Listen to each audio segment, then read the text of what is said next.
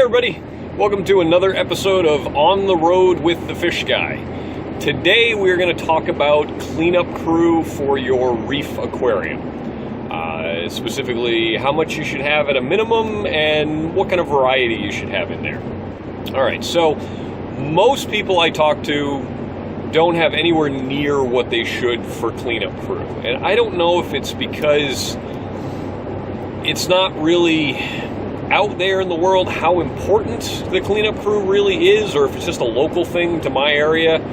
Anyways, cleanup crew is fundamental in keeping a good, healthy, clean reef tank.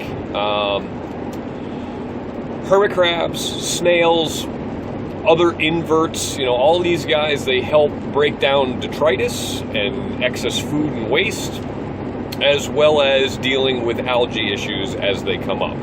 And a lot of tanks that I see that have algae issues, I'll ask them like, hey, what do you have for crabs and snails in there?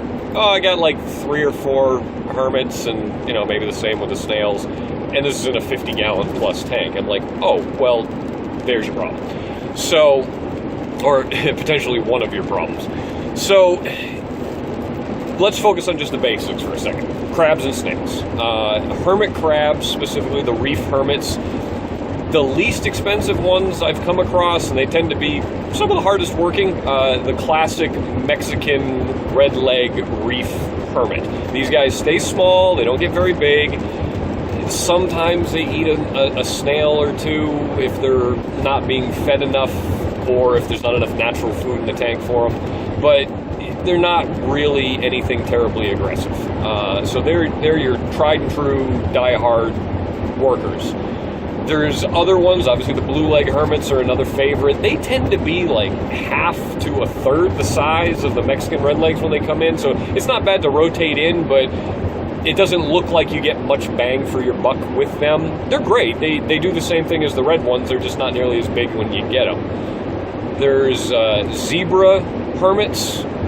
They get a little bit bigger, a little more prone to eating their neighbors, other crabs, other snails.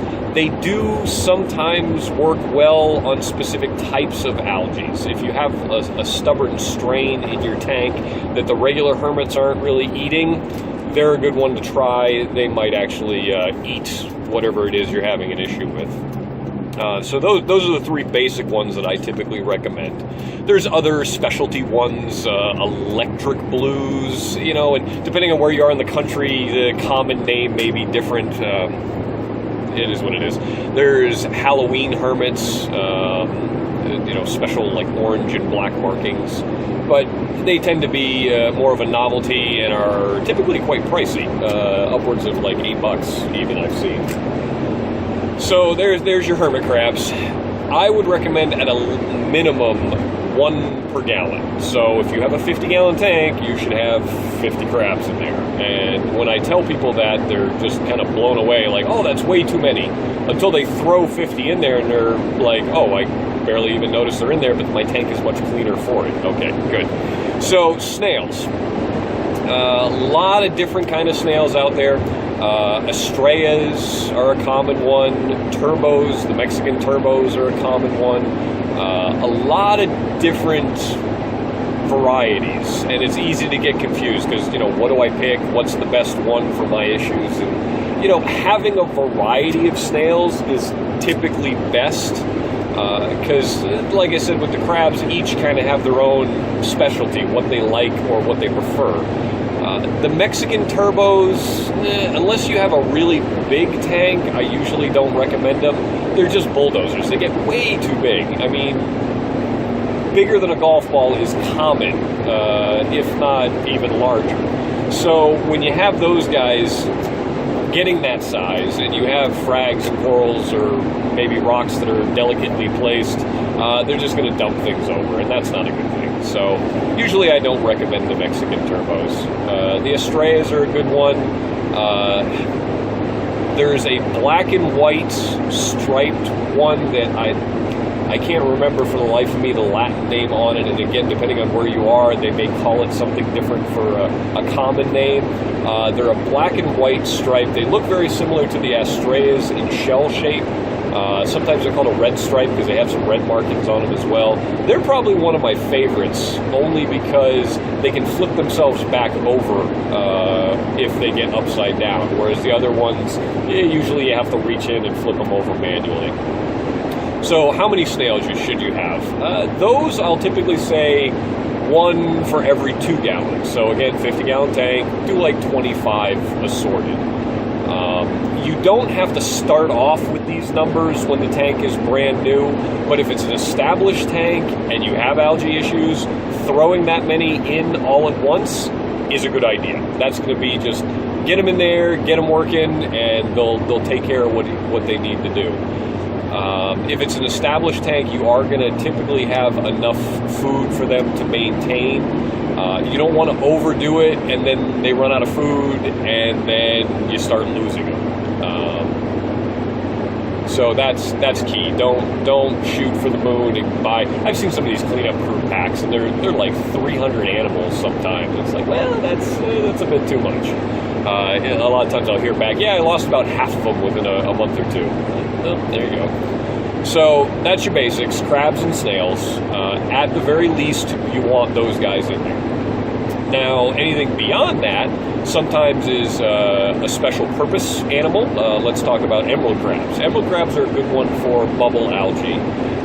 They go after it, they like it.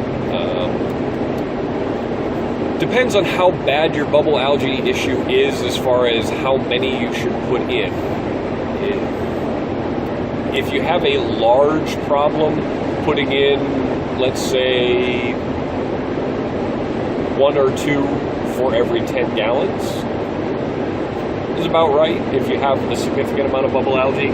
The great thing about them is when the bubble algae runs out, they still have other things to eat. They're going to act like a regular crab. They're going to munch on other algae and detritus as they go around. So they're a great one to have no matter what if you like them. And then if you have a bubble algae issue specifically, you can pick some of those up. There are sand-sifting snails. Nacerius snails are a good one. People buy them because of the sand-sifting name, and it's not that they're necessarily sifting the sand. They live in the sand bed, and then they kind of pop out like a submarine, and they like to eat other food and detritus that they find around. And they will move the sand around, but they're not truly a sand sifter. They generally eat food that they find on top of the sand, not so much in the sand bed. There's sand-sifting starfish. That's kind of a debatable choice. A lot of people will suggest that they actually strip out a lot of the good in the sand bed. They eat a lot of the beneficial critters that live down there. They tend to ship poorly. They tend to acclimate poorly.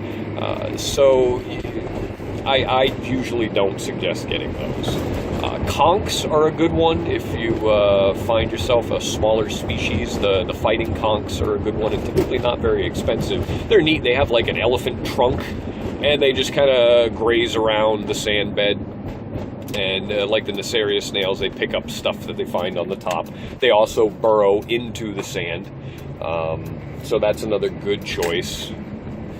Shrimps are less of a cleanup crew, more of a novelty. They're there because you want them, you like them, they're cool to look at. The cleaner shrimps serve a purpose. They do hop on the fish and clean them of any external parasites or whatever else they have going on. So they're a great one to have in there, and they're cool. A lot of times they'll end up hopping on your hand and cleaning you at the same time. So that's pretty neat.